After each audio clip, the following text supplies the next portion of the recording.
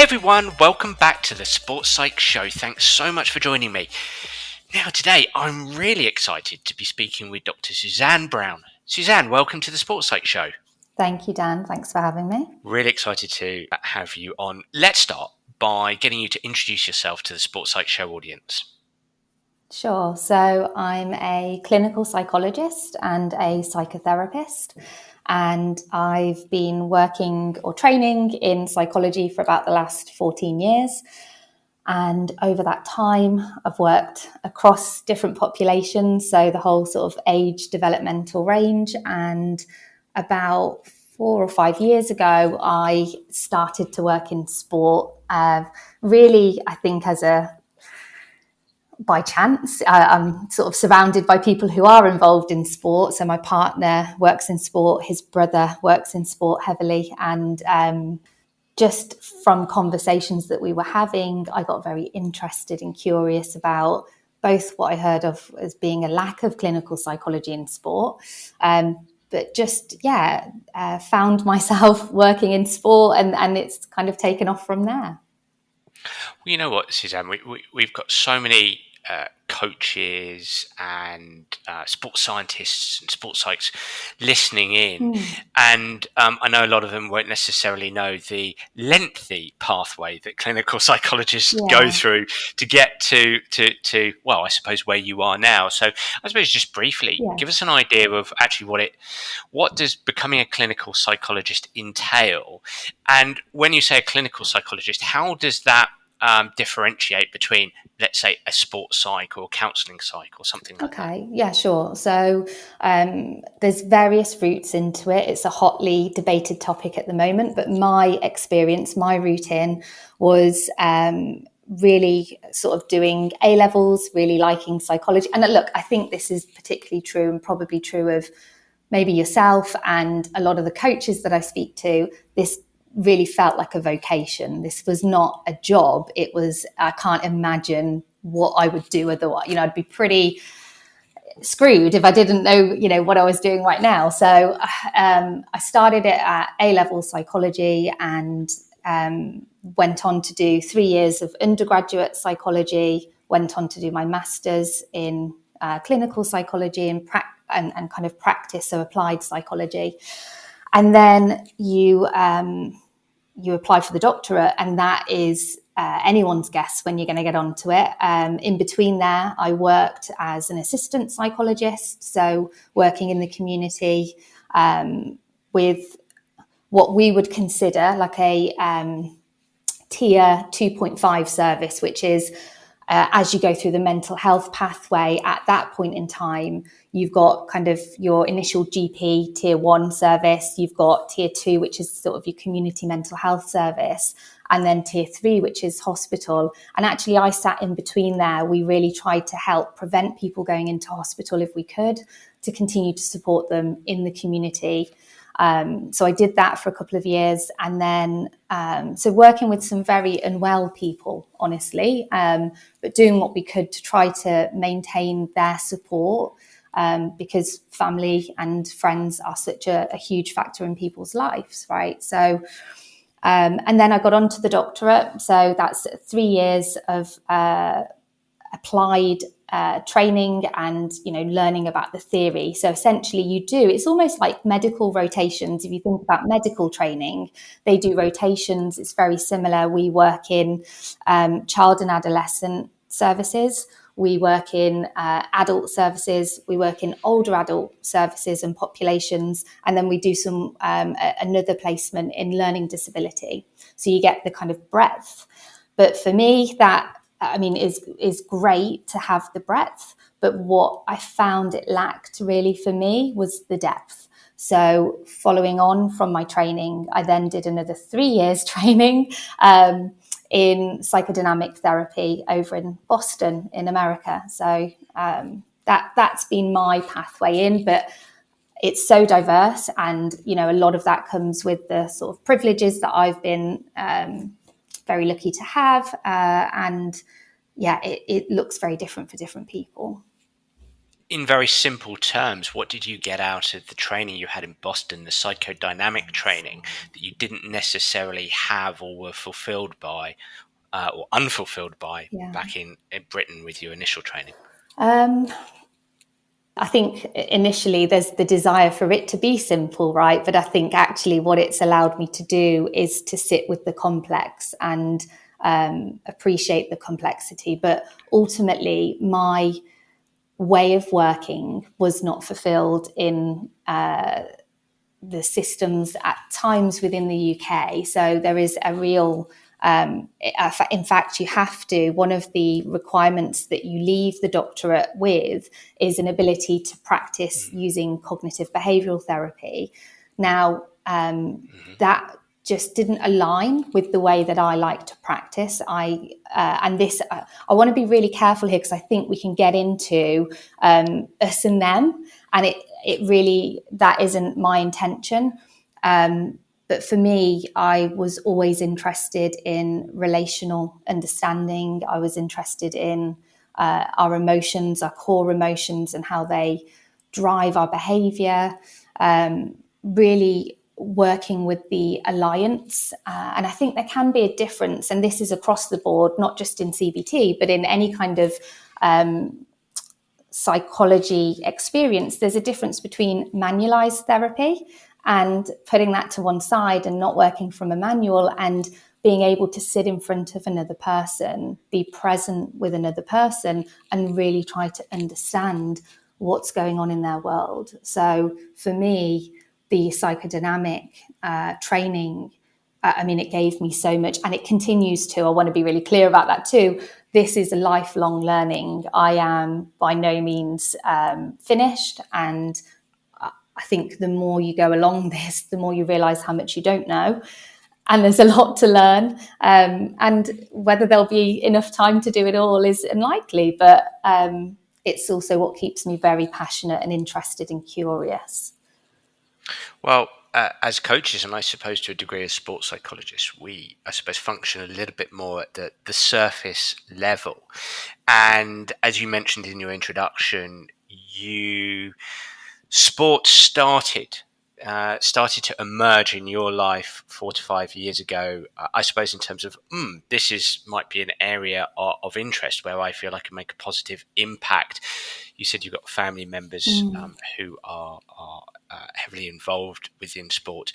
Do you remember those initial conversations, Suzanne? I mean, where did that light bulb start to switch on for you?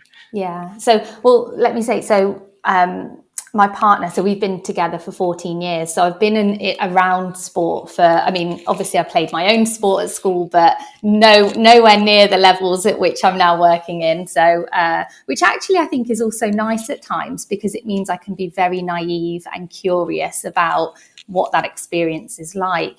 But yeah, so I was around this, and I was living it. Sport is incredibly intensive and demanding, right? And I have to say, not just coaches, but the whole variety of people involved in sport, whether that's analysts, whether that's physios, whether that's sports science, are some of the most hardworking and dedicated people I meet. And there's such a crossover in my mind with, if you're devoted in psychology, it's the same. You are so passionate about what you do, but it's always important to kind of have an eye on, where the healthy boundary lies. So I was living it, and the conversations actually came from around my mother-in-law's dinner table on a Sunday. So we'd all get together on a Sunday, and either my partner or his brother would be talking, and I would just be asking questions. They're talking about this athlete that they're having difficulty with, or that's showing certain behaviours, and I would be saying, "So, what's going on at home?" Or what's going, just really cute. And they were like, "Yeah, so the parents are going through a divorce," or "Yeah, And to be fair, I think I've been very blessed in the fact that my partner and his brother very much get it. So Dan and Mike, they are really switched on. They're really, kind of aware to psychology. And a lot of us are natural psychologists. I don't think we all need to go through training. But we would just have those discussions, and I would say, but are they seeing somebody? Do they have access to support? And of course there is access through the bodies and the institutions, and it's really changing. I mean, even now we're seeing a huge crest of a wave coming forward, right, in terms of mental health and opening up spaces and jobs that all of a sudden are really defined, and the purpose is to provide that. But that definitely wasn't the case when we were having these conversations. So it really started from there. And then I got asked to come and present at the Birmingham City Academy Day that Mike had organised. And I went in talking about safe uncertainty in sport, which is a concept from Barry Mason that comes from family therapy. And they just loved it. I mean, I just had so many people asking me questions. I think it provided a framework for people that, again, often people are already working in these ways, but they just have something now to hook it onto. They have a language to use. And then it just catapulted from there, really. So kind of going in and working at different places in sort of hockey and rugby, but predominantly football. That has been the area that I've predominantly worked in. And then obviously going to spend a couple of years with Arsenal women and continuing the work with Birmingham, and then various sort of kind of Olympics. So it's just, it just kind of, it gathered momentum really by its own steam. If the audience of the Sports Psych Show had been listening into your presentation about safe uncertainty for Birmingham City, what would they have heard? What kind of concepts relate to safe uncertainty? Take us through that a little bit. Okay, yeah, sure. So I think if there's one thing that I hold with as much conviction is that, and I think it's a really nice way of describing it, our unconscious is like gravity. And although you can't see it, you feel its effects all around you. Okay.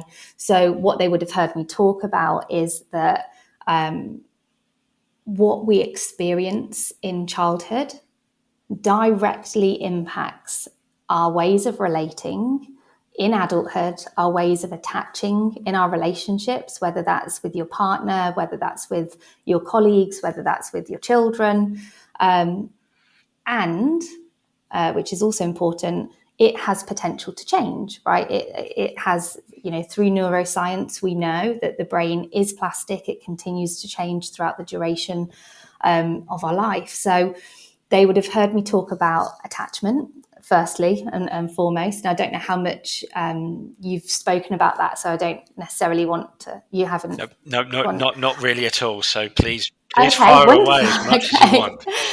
Yeah. So if you think about, and this will be different because I know in sports psychology, so please feel free to add in and build on. But I know the way that I view with psychodynamic therapy is that we are really born with two fundamental drives, right? The need to attach, and it gets talked about a lot, actually, the need for the secure attachment, the safety within a relationship, our belonging. And I think what's less spoken about is our need to be autonomous, our need to be independent, our need to have our own sense of who we are authentically, and then pursue that, forge ahead with that. But they are both critical. And that really is developed within childhood, within the first few years of life, in terms of our, again, what we receive from our caregivers. So I don't say necessarily parents, because it's not always parents that are bringing up children, but how they respond to you gives you a sense of, firstly, what it is that you are worthy of having as a response, so like how worthy of somebody attending to your needs.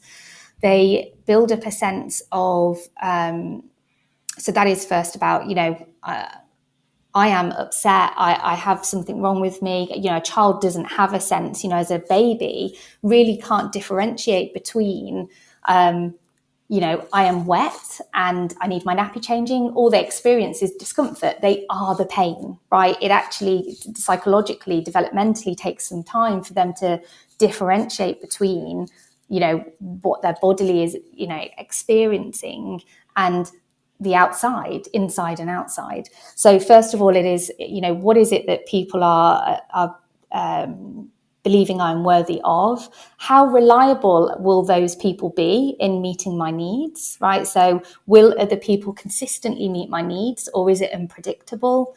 And then finally, how safe is the world, right? So it builds up this kind of blueprint, a framework really, on which we then go on to expect things from others, right? We have expectations of others that they will respond to us in a particular way, often based on how we were responded to.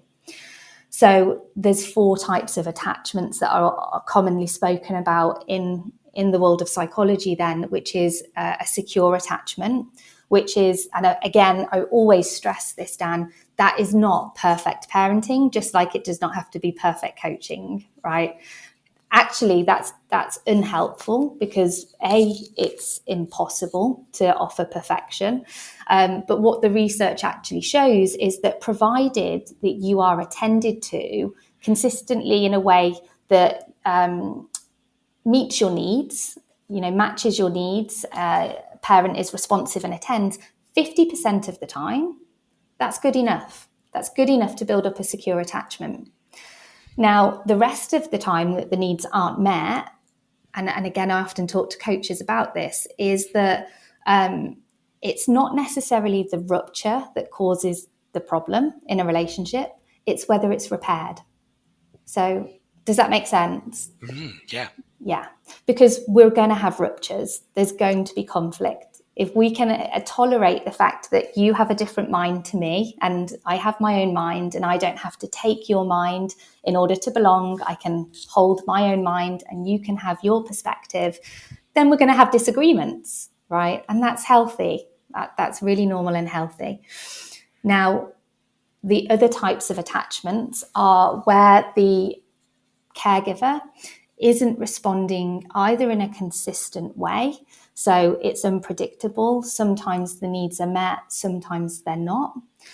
And this can then end up provoking really 2 types of reactions. One is that the infant becomes very anxious about whether the needs will be met. So they need to cling tightly. They need to get really close to that caregiver and not let them out of their sight. And what that does is, if you think about this in terms of development and you think about this when you're learning skills in sport, these are the kids that don't leave you alone, right? They are by your side, stuck like glue, but they're not going off and doing that autonomy part. They're not doing the exploring. So they're not going to get to their full potential because there are things that they need to be going off and doing before coming back and asking for help. The alternative response to this inconsistent care is avoidant attachment. So actually, you're so unpredictable, I'm just going to be really self-sufficient and I'm never going to depend on you. To depend on you is really scary, and I'm just going to make sure I can do everything myself. And again, if you imagine from a coaching perspective, you'll see kids then that don't come and ask for help when they need it. So again, they're not going to get to their full potential because, of course, the coach has expertise and knowledge, just like, they would maybe be the people that would not go to the physio, right? And they've got an injury and they actually need to go and have some rehab or some help, but they're going to try and manage it by themselves, right? This is, again, going to then increase injury. It's going to make it really difficult because part of what then happens is they become very isolated and alone, right? If you're always having to do things by yourself, we are interdependent. We need to be able to ask for help at times. And then the final attachment is what was called and classified as disorganized. So that's often when the caregiver has been very abusive in some way. And if you imagine to the child, the infant's mind, which is very immature, I need and I depend on you for my very survival.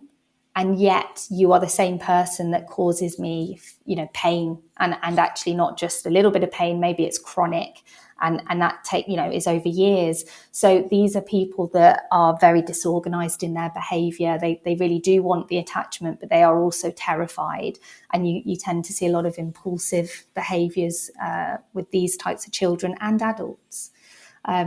But I often, the other thing, how that translated then is into the environment that you're creating. What type of environment are you creating? If it is safe and certain all the time, there's no room for growth, because it's kind of like you're acting on autopilot, and it's too comfortable, right? It's too within that comfort zone.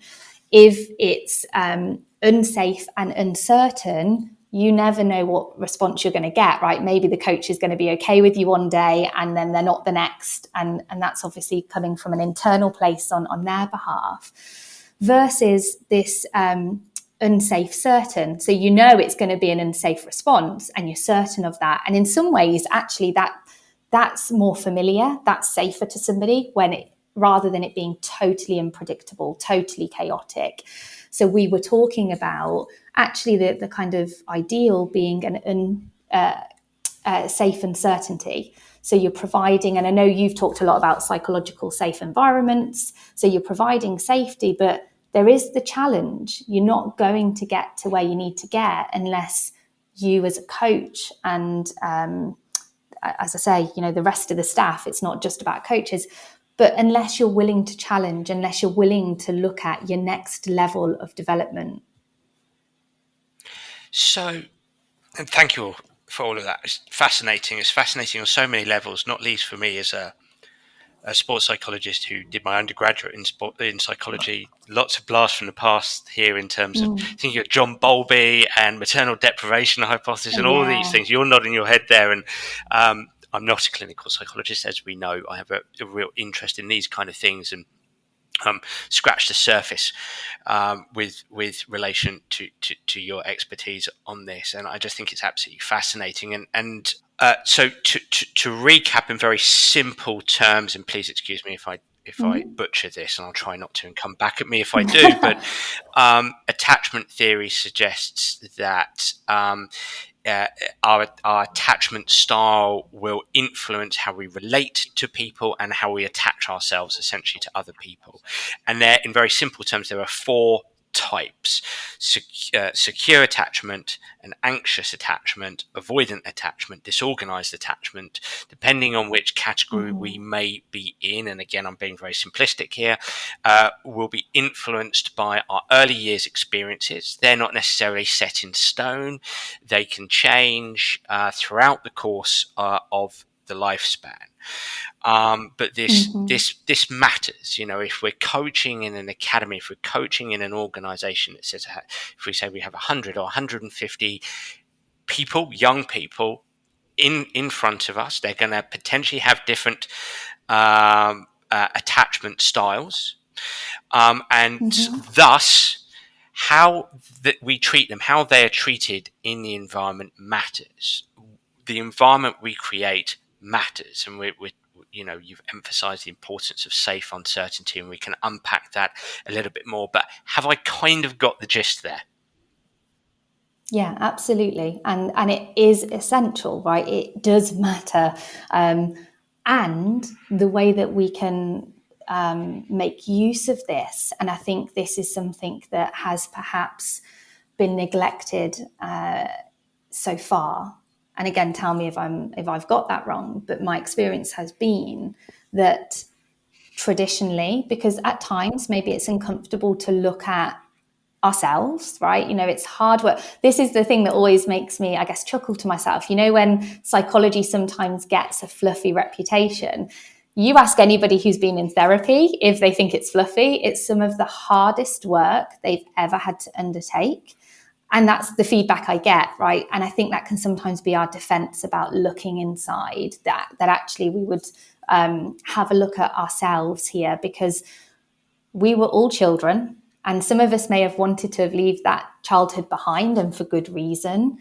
But as I was saying earlier, these patterns of relating and our unconscious drives and motivations that were laid down in childhood ultimately determine then what we go on to do, right? It determines how we find one athlete really easy to get along with and really easy to coach, and another athlete really irritating and actually we don't want to coach them, right? And so for me, what's being neglected is the person of the coach, right? There's such a focus and an emphasis, and rightly so, on the athletes, rightly so, but not at the detriment and the cost to the person of the coach. And I think just like this is, I think, part of the thing that I love of psychology and sport is there's such a crossover, because there's the neglect of the person of the therapist in psychology, right? There is that we are encouraging people to go into doing hard work, and a lot of people don't do the hard work themselves, right? A lot of people don't go into therapy themselves as a therapist. But for me, the person of the coach, they must be helped to deal with their own anxieties, their own conflicts, their own defenses, because we know that that makes them more emotionally available, more open, more authentic, and ultimately more effective. They are more successful when they've done this work on themselves.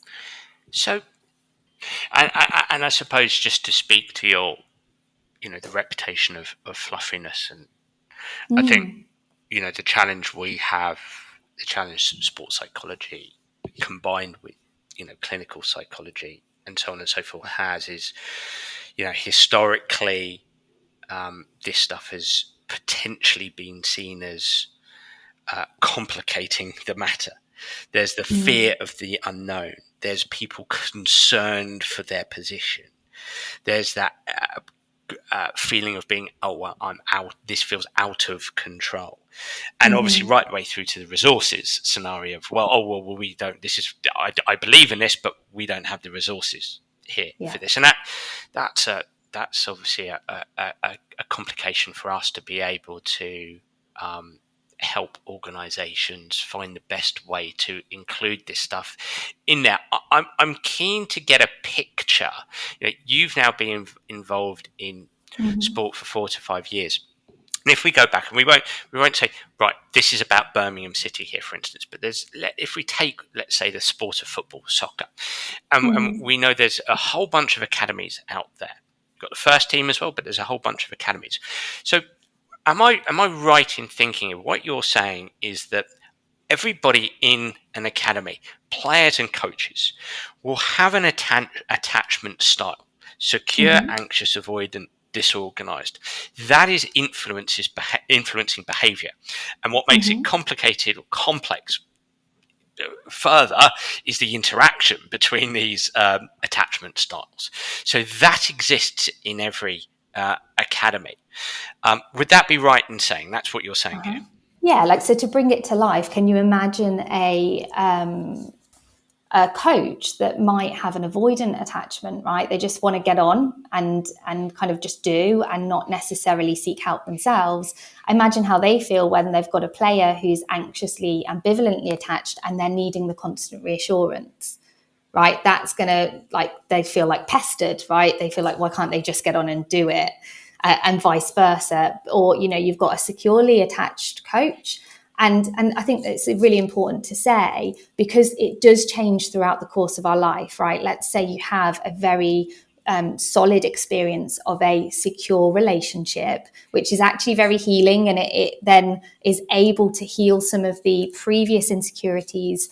The person is much more regulated, because all of this is about anxiety. If you think about it, it's about the anxiety of our needs being met.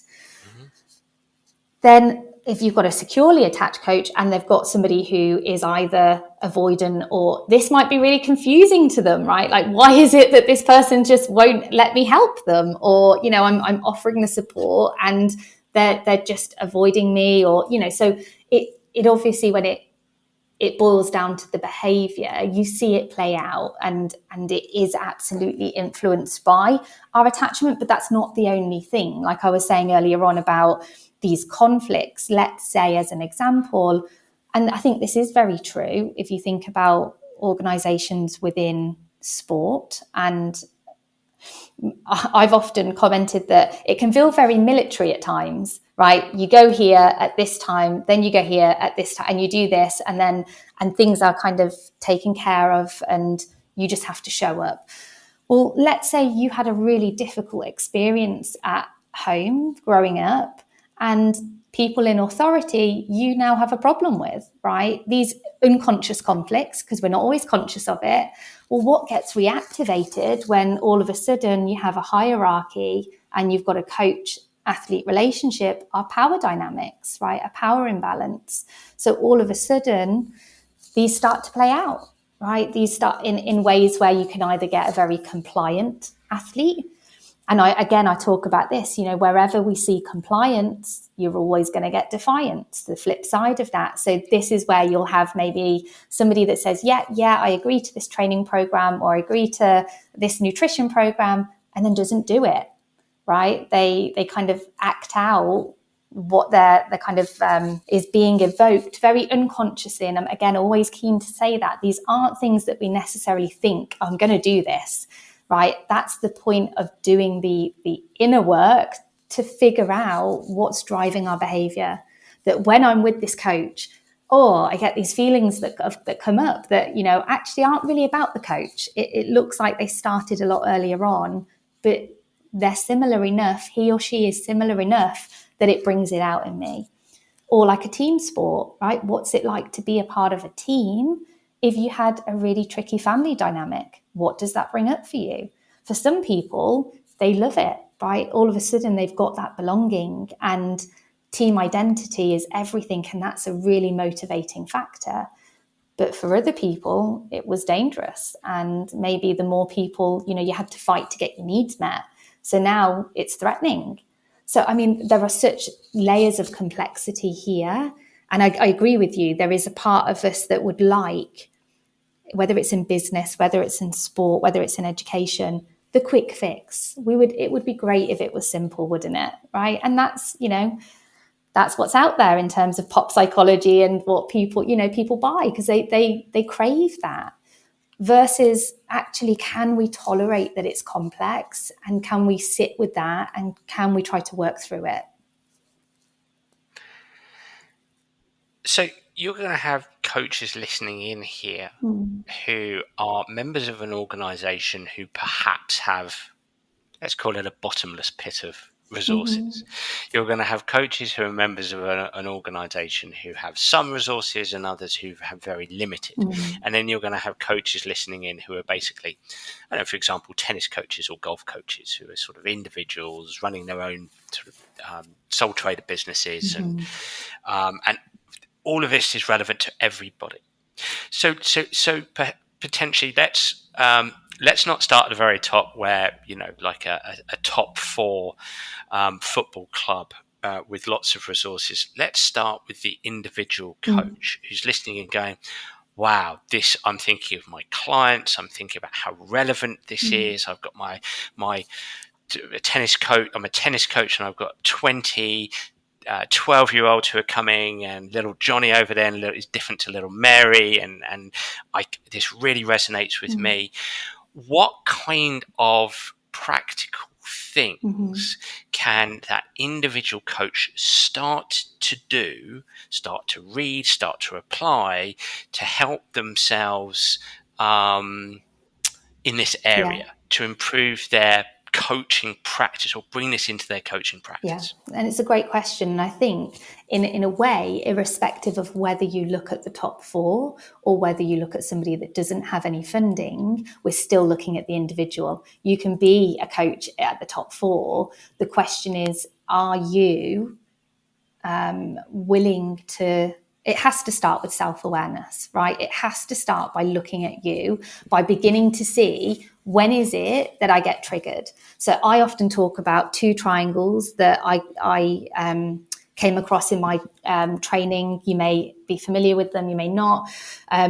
One that they're by a guy called Milan, and he essentially pulled together some triangles that said, one triangle, which is called the triangle of conflict, or sometimes gets called the triangle of self-awareness.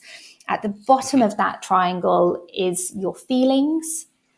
Now, feelings, because they are so integral to relationships, and we've been talking about attachment, they provoke anxiety, right? Let's say if you were angry at your caregiver and that got a bad response, whenever you get angry again in future, you get anxious about that, right? Because it threatens the bond. Let's say sadness wasn't allowed in your family. Whenever there's some sadness, that now brings up anxiety. Oh, okay. So you've got feelings at the bottom, you've got anxiety at the top left-hand corner, and then you've got defenses or coping strategies. So this is what you can start to do. You can start to map out, what are the situations that I find myself in where some feelings are getting triggered, but often we don't know, again, this is, I think, anxiety is very misunderstood in society. So anxiety is our biological and physiological response, which is exactly the same as fear, right? Heart pounding, dry mouth, imagine going to give a big presentation, that kind of thing. We liken that to being able to say, oh, I'm fearful about this, or I'm anxious. Well, that happens all the time, right? In sport, you might be preparing for a session, or there might be a point in the session where you notice that your anxiety spiked. So again, you need to be aware enough to be noticing this, but what did you then do? And this is often what I see. And I think part of the reason why we're having this podcast is I reached out about one of the tweets that you'd done and said people often conflate the two. They conflate something with an emotion where, let's say it's aggression, right? Somebody's lashing out on the pitch, right? They've kicked out at somebody, or, they've been sent off by the ref. That's not anger. That's a response of being very anxious about your anger. And that's coming from a very dysregulated place in which you can't then regulate and control it, and you've lashed out. Just like the alternative, but just as unhealthy, again, if you think about it in sport, if you get anxious about your anger and you go passive, well, you go missing on the pitch, right? You don't want the ball to be passed to you. You want to avoid it. You're kind of heads down. You're not engaged. So you can start to map out as a coach, right? When is it that I'm getting anxious, and what are the things that I'm doing? Am I pulling away? Have I just shouted at somebody? Whatever it might be. And then there's another triangle that you can then, once you've built up a few of these, you can then start to look at this other triangle, which is the triangle of person. And what that says is, in therapy, you would use it as the kind of top left-hand corner would be the therapist. But with coaches, I talk about it with athletes. So they would think about my direct relationship with little Mary, or my direct relationship with Johnny. What's happening in that? Where else does this happen in my current life? Do I have a boss that I react exactly the same with, or do I react the same with my partner or one of my kids? And then, so that's the kind of top right-hand side. And on the bottom of that triangle is the past, right? Where did this start? Who's at the bottom of that? And often it is significant others, often parents, but maybe siblings, maybe teachers, maybe even early coaches, right? That have had such a significant impact on somebody's development. So you can start to build up a picture for yourself. And the more that you do that, the more then that you get to be in a position of choice. So rather than acting from a kind of blind and unconscious place, you get to see, right, I see that I keep doing this. I see that, let me again make it a bit more tangible. I see that I've got a really difficult conversation to have about selection. And maybe what I keep doing is leaving it to the last minute. And then I don't have the honest conversation. I tell the people that are playing, and then the people that aren't playing find out by default, which I've seen happen, right? Not great, but it's happened. So what is it about having this difficult conversation? What kind of feelings is that stirring up in me that's getting me anxious, that's leading me to avoid, right? Why is it that I need to keep avoiding this conversation? And what people often then look at is, it's not the feelings that are problematic. It's what they're doing to avoid the feeling that's problematic, right? Avoiding the conversation, avoiding the people, kind of pulling away, retreating. That's problematic. That's going to break down trust in a team. That's going to mean that you haven't got transparency and communication. feeling, because conflict might bring up feelings of anger or fear about retaliatory anger, like somebody's going to get angry with me. That's not the problem. It's what you're doing to deal with those feelings that's the problem. Does that make sense? 100%. And again, Yeah. come back at me if I'm misunderstanding this. But what I hear there is feelings.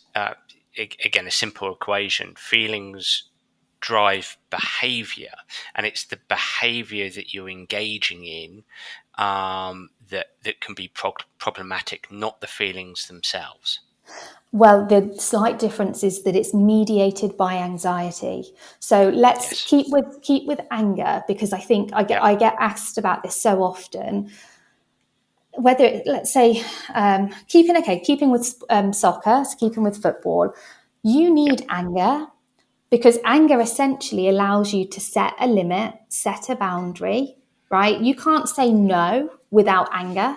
You can't go for what you want. And again, I see this, on the daily with my 2-year-old. If I block what he wants, he's furious with me, right? And at his age, he lashes out, right? I know about it because he physically lets me know about it. He can't inhibit that part of him yet. And hopefully through development, he will. But anger is really about moving aside the obstacle that stands in the way for what you want. So you want to go for that top 4 position. You need good access to your anger. You've been dispossessed on the field. You need anger to go and get that ball back, right? If you're getting anxious about those feelings, and again, I've spoken to athletes about this, they either go passive, right? They get angry with their teammates, but they're anxious about that anger because, I also like my teammate, right? That's uncomfortable. It's uncomfortable to be angry with people that we also like. Then they either go passive and they go missing and they detach. Their head's not in the game. All of a sudden, really, there's a player that you're a player down on the pitch, right? They're physically there, but psychologically they're not. Or the alternative, they get reckless, they get impulsive, then they start lashing out verbally, then they get sent off. You're a player down again, right? So it's not the anger, it's that we've learned to associate anxiety to these core feelings. And it's no different from things like joy and play. People can get very anxious about those feelings too. So you think about the people that actually have success, people that win, or, and they get very anxious because they've learned perhaps bad things follow that. They really limit their experience of joy or success. And then it's hard to stay motivated, right? It's hard to stay doing a game that actually you're anxious whether you win or you lose, right? Just like sadness, right? And you lose something. That's the point of grief. That's the point of sadness. It's to allow you to mourn what's been lost. And then you are freed up to move on. So sadness isn't a problem.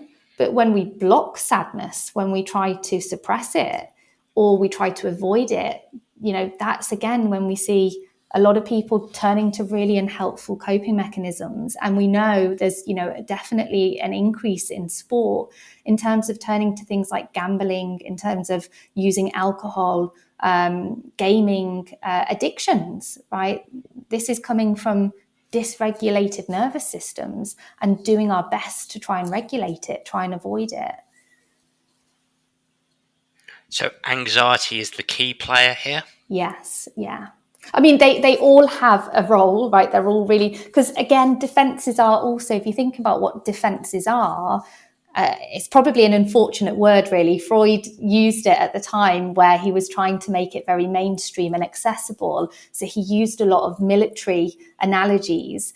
But if you think about it, it's rallying the troops, right? Psychologically, something feels dangerous. Something's going to emerge into consciousness, something that could threaten a relationship that I depend on.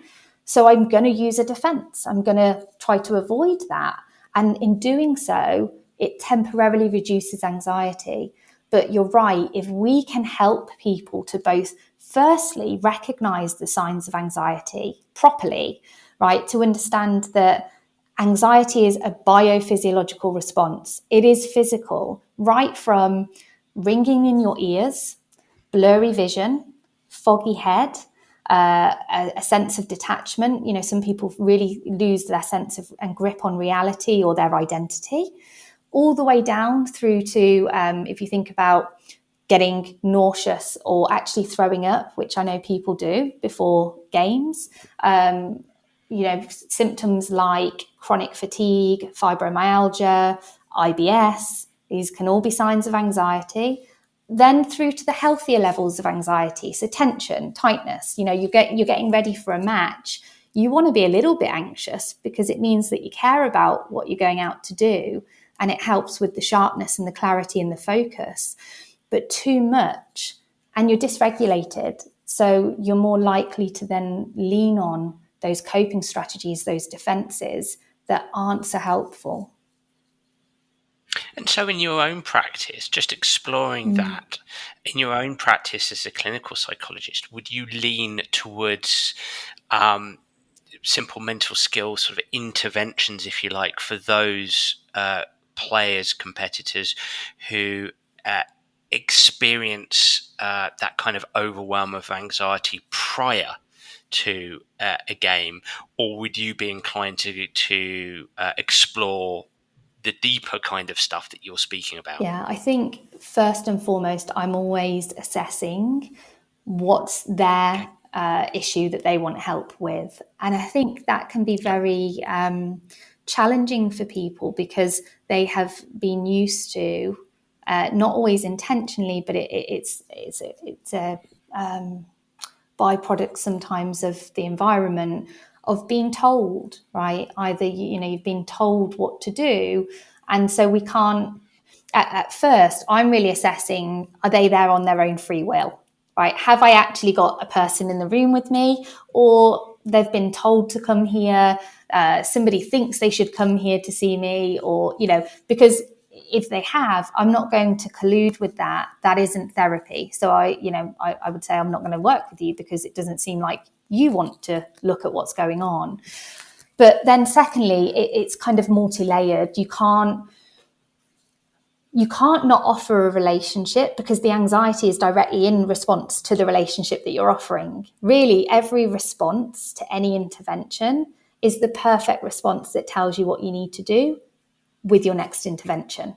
So if I invite in, say, somebody to look at their feeling and they respond with anxiety, that tells me that they need help regulating their anxiety. If they respond with a defense, I help them see the defense that they're using, and then they might respond with anxiety. So really it's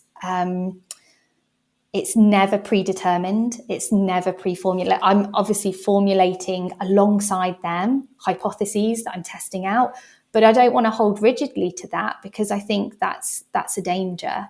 And then you're not present with the person that's in front of you.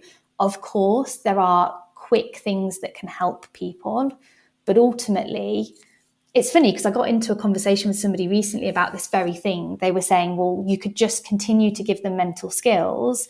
They don't need to do the deeper work. And the thing is, that may be true and people may not want to do it. But often I find, you know, with people at some point, it's like, you can keep using this, but would you actually like to get to the engine of it? Would you like to get to the core of what's driving it? So you don't have to keep using this, right? So it doesn't come up in the first place. Would you like to resolve it? And I think I try to be very respectful on, if somebody says to me, this is enough, this is good enough for me, it's not fully resolved it, that's their life. You know, they are the ones that has to go about and navigate their life. So I do try to really respect that. And I agree, you know, for some people, I think because we're so unaware and we're so misguided about what anxiety is, that's a revelation to them. You know, I've worked with people that have said, I've spent half my career playing where I can't see the ball, or I can't, you know, my ears are ringing when I've got, you know, because they're not aware that that's anxiety. They've become used to living with this level of anxiety, which is crippling. And so let's return back to this notion of safe uncertainty. What for you, Suzanne, does that look like? I mean, and I suppose we can work towards the organisation that does have vast resources that can work on this area thoroughly, comprehensively. What in that circumstance, in that environment, in that organisation, does safe uncertainty, does an environment of safe uncertainty look like for you? What are coaches doing? What processes and practices are in place? So I'll go with the ideal. Let's go with the ideal. Yeah, the wished for fantasy. Okay, so it's obviously systemic. So it has to be from the top through to the bottom, right? We have to practice what we preach. We do as we see, not as we're told to do. You can tell people to do something till they're blue in the face, and if you're doing the exact opposite, why would they, right? It just contradicts everything. So I think everybody would be recognizing that they are capable of change and that they are interested and invested in their next level of development. And how is that supported in an environment? Well, it is safe enough to speak up, right? And that obviously really connects in with the psychological safety of the environment. So how is it that we are actively seeking and eliciting feedback? So I'll give you an example of the ways that I work. I video record my sessions. Part of the reason for this, it's a few things. One is we know that when you go for supervision, so supervision is something that's commonly talked about in psychology. It might have different connotations in sport. It's not like somebody is supervising over me. It's like a mentoring relationship. I am going to somebody who I believe has a higher skill set than me, and I'm saying, I need your help, right? I want you to look at my video, and I want you to help me see the things I don't see. Help me see the things that are in my blind spot that I'm completely not aware to. What this also does is, okay, so rather than me just telling somebody what I think's going on, because that's hugely inaccurate because we don't see what we don't see, all of a sudden I've now got objective data that I can take with somebody and they can help me get better. And it's hard to do that. I do it in a group. So obviously it's people that give permission for me to show my videos, but I do it with my peers. I do it with a supervisor, like I say, who I believe is a master therapist, right? Because I've still got a lifetime of learning to go. And they're helping me see what I'm not seeing, but they're also then helping me see how I can intervene more effectively. So often, and this is the other thing I will say, Dan, often, not always, but a lot of the time, everything you need to know about what's going on with somebody will happen within the first 5 minutes of their conversation, right? The first 5 minutes of that interaction, there's a lot of things that are getting communicated and expressed, and inevitably, either it'll get addressed or it'll come back around towards the end of the conversation, right? So, maybe as a coach, you've had this conversation, and we call it like the doorknob drop. They're about to leave and then they drop something because it's not been addressed. So I'm also looking and reviewing my tape for the first 5 minutes of the session, right? How are they coming in? How am I seeing them come in? And then anything that's happened during the session that I think I need to review.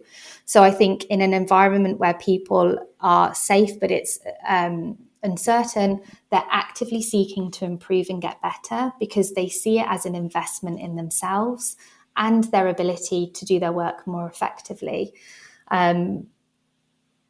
What, again, practically does that look like? It is safe enough to have group sessions where things are spoken about. So I was talking about feedback, leaders, and we all have the ability to be a leader. I feel really passionate about that, right? It doesn't, I think you've probably come across it, but this idea of players that lead or leading players, we all can be a leader. It's what we're doing with it. So I think, are you not just then asking for feedback in the immediate? Are you eliciting it? Are you opening up a conversation where you might say, hey, I wonder if it's really frustrating that I didn't have that conversation that you wanted, because you open the door to then somebody being able to say, yeah, I did feel annoyed by that, or you're telling them it's safe enough to have these mixed feelings towards you.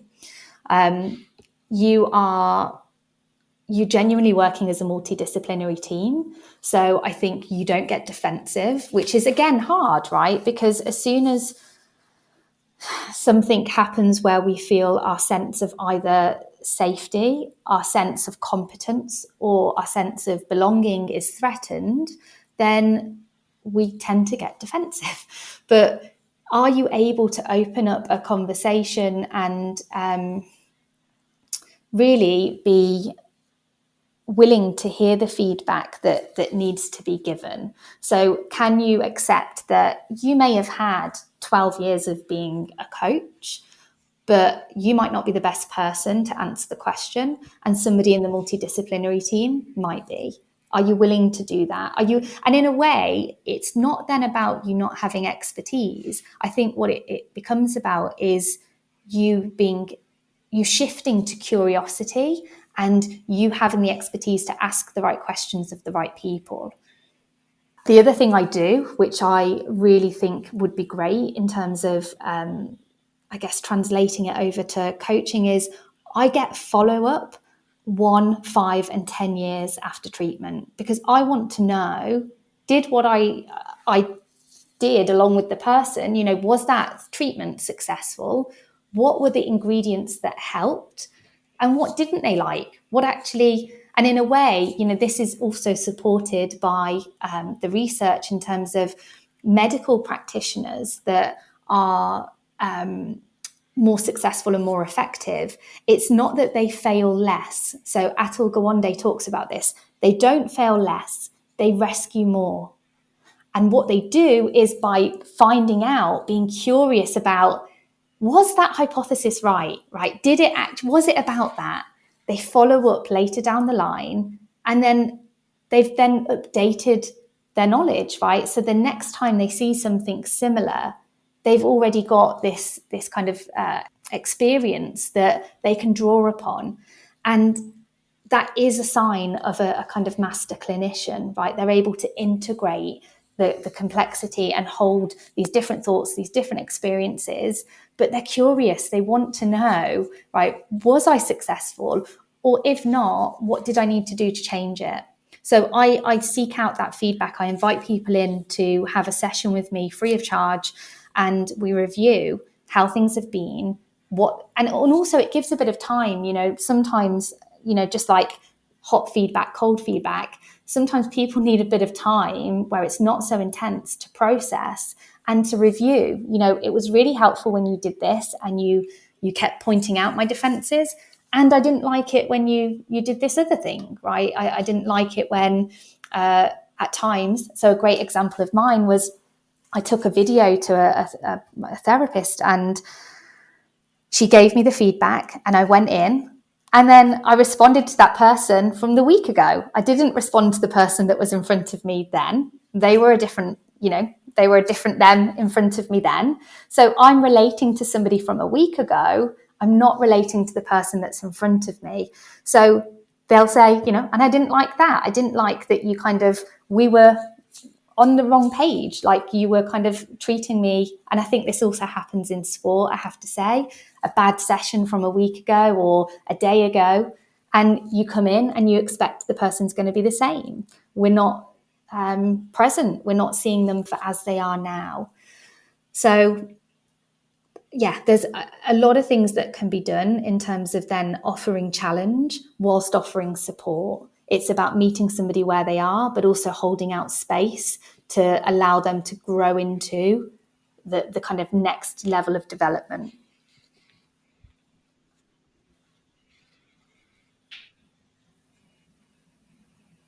And so I'd like to finish here, I suppose, translating this into first team sport, because and look, I appreciate it's probably exactly the same, but we're heavily socialized into, and we live in a world where first team adult sport is, I suppose, heavily transactional. It feels like it's asset management, as essentially. And when I say asset, I mean people as assets. Yeah, commodities. Yeah. Commodities where where you're dealing with environments where head coaches, who can tend to be quite famous, will say, well, this is great and this is nice and I don't disagree with it, and probably I need to do this myself. However, I have to win. I have to win on Saturday. I have to win next week. I mean, I'm kind of asking a question where I know where I would go with the answer here, but I'd be curious. Where would you go? Well, no, I'd be curious. Let me be, if I may be curious first. Where would you? Oh, I suppose the way I would answer that is everything that we're talking about and everything that I do every day with younger athletes, I'm doing with adult athletes, and I'm doing with coaches, and I'm helping coaches to be able to engrave into their own environment. I'm not somebody who particularly sees much difference between first team and academy. Essentially, people are people are people. But everything that you've been speaking about, again, if we were to go for whether it's a wish list or just the opportunity, somebody phones you up and they're quite a prominent manager or head coach, or let's just say somebody at the very top of the organization says, you need to come in and you need to convince our manager, because at the moment we've just got a revolving door of players and it's all a bit fearful and a bit scaremongery, which elite level sport has had the tendency to be over the last 50 years. How we're translating all of this into that level is the world's biggest question, I know, Suzanne, but where would you go with this? Yeah. Well, two things come to my mind. One is we've talked a lot about early development, and I think we don't want to neglect adult development. And I think it's spoken a lot less about, right, stages of adult development. And if you don't know where you're going, right, I mean, it's good to know where you've come from, but you also need to know where you're going. So you were just talking there about individuals where they treat relationships like they're transactions, right? They view people as a means to get their needs met, or they do things based on some consequence, right? Either I'm going to be fired or I'm going, that, I mean, in terms of adult development, immediately who comes to my mind is Robert Keegan, and he has these 5 stages of adult development. That's the second stage. That's the adolescent stage of development. So, and the truth is, he does say, 6% of the adult population stay in this. So we need to be helping people move through adult development. We need to at least be able to help them see and reflect on how they're using relationships to go from what is a kind of transactional way to, I mean, he has several stages. So there's the socialized mind, which is where he says a lot of the population sit in. And again, although you don't use people as a means to an end, you aren't really thinking from your own perspective. You aren't really driving your car, right? You are influenced by everyone around you. The next stage then is the self-authoring mind. So I'm thinking when I'm meeting people, where are they at their stage of development? You're asking about a manager that initially somebody is telling you you've got to come in and help. What's going on there? What's that relationship like? Does this manager want the help?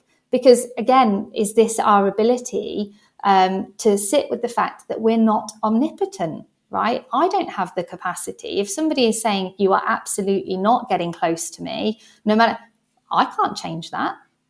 And I think there is a reality to that. We need to be able to respect people's autonomy, but in doing so, point out to them the cost and the consequence. Because often a lot of what we do is unconscious, so they're not fully aware of the kind of choice. So that it's not that they're acting from a choice, they're acting from these patterns. So the most I can do is offer to help them see the positives of remaining that way, the negatives of remaining that way. Then they get to choose. Now, and again, I think this is, just speaking personally, that's something I had to learn. I didn't get into psychology because I came from a background of, great mental health and well-being that was thriving. The very opposite. I experienced a lot in terms of my family's mental health and well-being. And there's a lot of reasons why we get into this field ourselves, right? So I think it's really important that psychologists recognize the limitations of what they can do, and that is expressed. Sport can often, portray a limitless environment, like an idea that we are limitless, and we like to buy into that, don't we? We like to think, of course, limits are pushed and records are set and all of that, but it doesn't happen without a cost.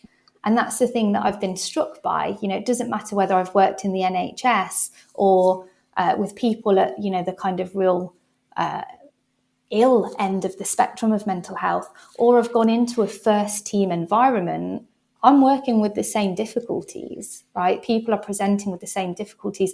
They're nuanced, of course, but it's not to say that you're different because you're in a first team sport. Absolutely not. You have different pressures and there's different powers and all of that.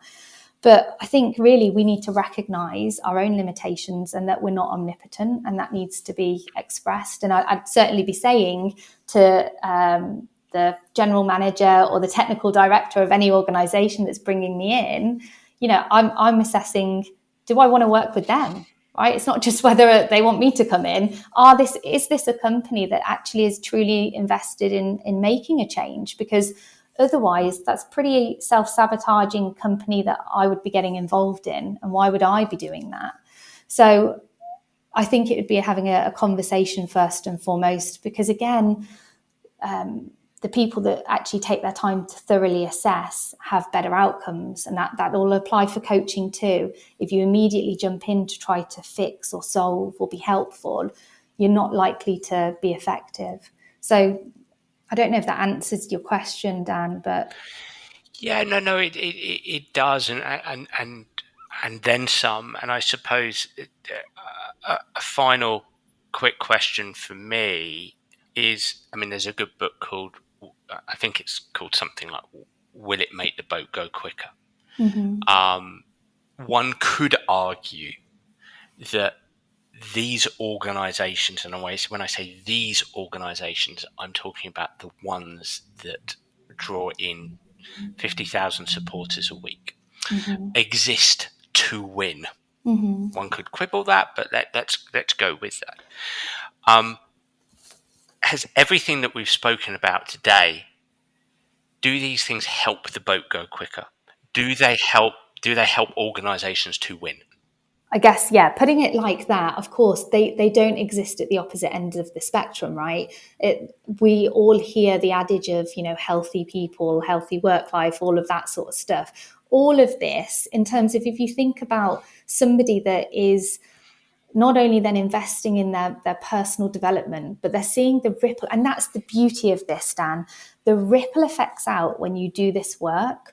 It doesn't just stay between you and the coach, right? You work with people when they're able to do this work on themselves.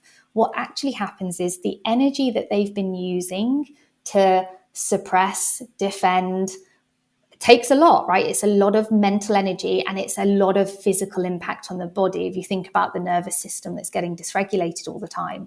Well, in doing this work, all of a sudden that energy is freed up. Where does it go? People become incredibly creative, incredibly successful when they do this work. It's not that you do this work and it's just nice that you've done it for yourself. No, it ripples out into your professional life, your personal life. You become an agent of change in that organization. And that's where I'm really saying anyone can be a leader, right? It's not that you're doing it at the cost of winning. That, again, to me, that just doesn't make sense. You're helping somebody to function better psychologically, physically. That has to translate onto the pitch, right? Absolutely, and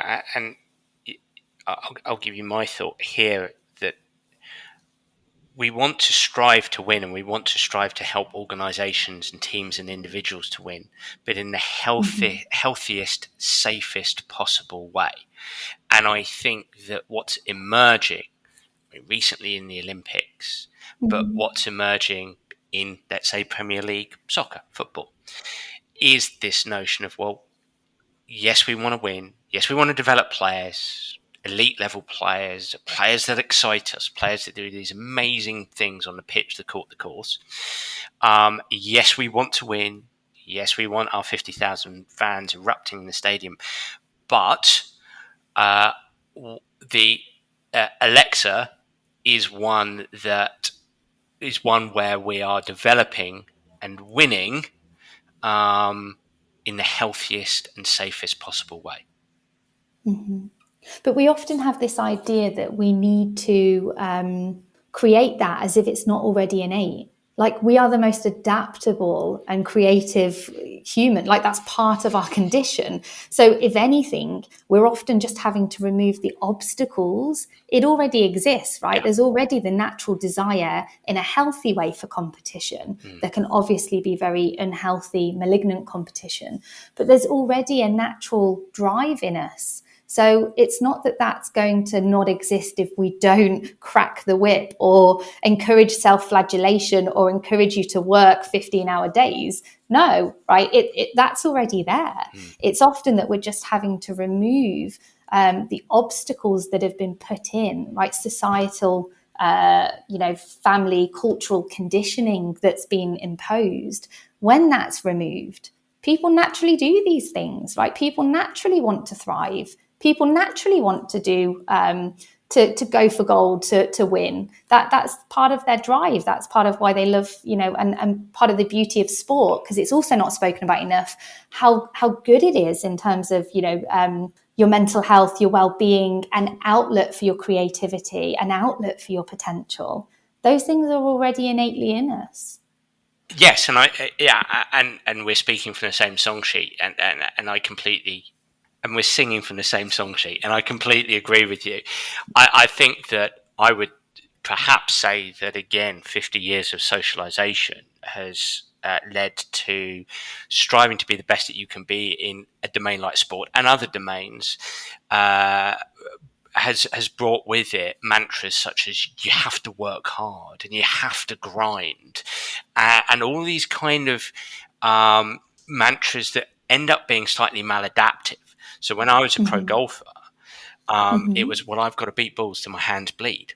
And I got worse as a golfer as a consequence, and was distinctly unhappy at that time. And I actually think that these terms, okay, they can help to a certain degree, but actually we've got to shift the narrative onto the kind of things that you've been talking about, onto the kinds of things that we talk about, that what is effective practice and training, what is a healthy communication template here, so that athletes feel included, and there's psychological safety, and there's a psychologically informed environment. So we're talking in an informed way about the participants in our environment. So I'm certainly not challenging you on this. We're absolutely agreeing. Yeah, I just like one final point on that. I guess the art there then really is helping to distinguish, isn't it? What is an internal critic? What is the internal parts that you have swallowed and now relate to yourself in that way that you were related to? And what is it that's coming from the organization? What's coming from the coach? Because that's an art to tell apart, because we then tend to create, not intentionally, but some of the, as you say, this idea that I have to, well, where's that come from, right? Who's saying you have to? Who is it that you're either then complying or defying with when you do or you don't?